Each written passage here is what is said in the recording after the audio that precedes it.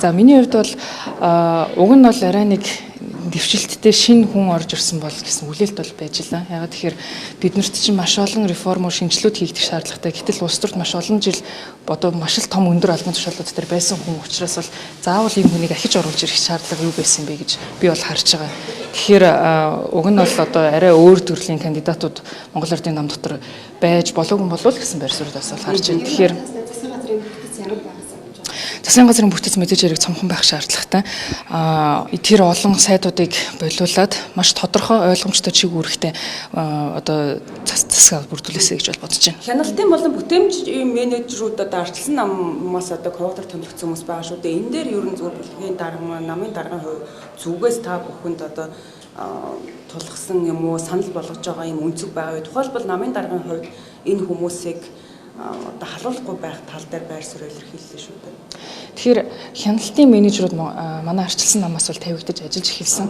Тэгээд манай ард иргэд ч гэсэн мэдж байгаа арчилсан намаас томилогдсон хяналтын менежерүүд ажиллаж эхлэхээсээ эхлээл шууд ямар том одоо төрийн одоо мөнгийг шамшигдуулсан хэрэгүүд байгаа вэ гэдэг талаар л удаадаар хэвлэл мэдээллүүдийг өгөөд гаргаж ирж байсан. Энэ маань нэг намд ангаараа засаглахаар ямар том одоо нууц одоо төсөв энэ төрийн өмчит компаниудаар дамжуулж байж байгааг бол харуулсан л та. Тэгэхээр энэтэй холбоотойгоор одоо нөгөө нэг Монгол Ардын намынханд энэ байдал нь таалагдаагүй. Тэр утгаараа манай арчилсан намыг бол одоо засгаас хүүх шийдвэрийг шүн дунд бол гаргасан л та. Эндээс харж байхад бол манай хяналтын менежерүүд бол маш сайн ажиллаад тэн дээрч гэсэн ил тод байдлыг бол шахаад ажиллаж байгаа гэдэг утгаараа би бол манай арчилсан намаас томилогдсон хяналтын менежерүүд үргэлжлүүлээд ажиллаа хийгээсэй гэдэг байр суурьтай байгаа. Тэгжээж бид нар дотоод мэдээллүүдийг авч тэгжээж биднэрт ил тод байдал гаргаж ирнэ. Тэгхгүйгээр дан ганц нэг нам 8 жил бүтэн засгасан. Одоо ахиад цаашаа үргэлжлээд явах юм бол эн чинь өөрөө ахиад буцаагаал биднэрт одоо мэдээллийн хомс байдал үүснэ. Ягаад тэгэхээр улсын хурал дээр бол бид нар бол төдийлөн өдөр тутмын үйл ажиллагааг хянах боломж бол байхгүй.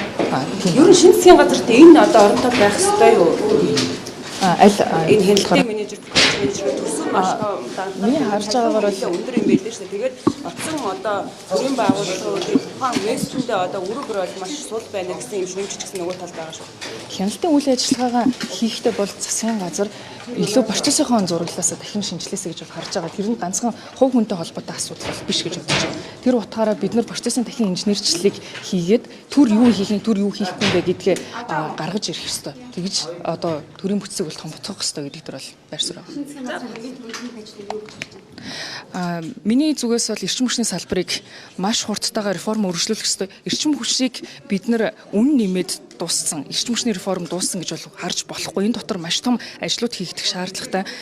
Эрчим хүчний сайдаар томилогдох хүнийг ч гэсэн илүү зоригтой энэ асуудлаа хурдтайгаар шийдвэрлээд явах хүн байгаасаа гэж бол хүсэж байна.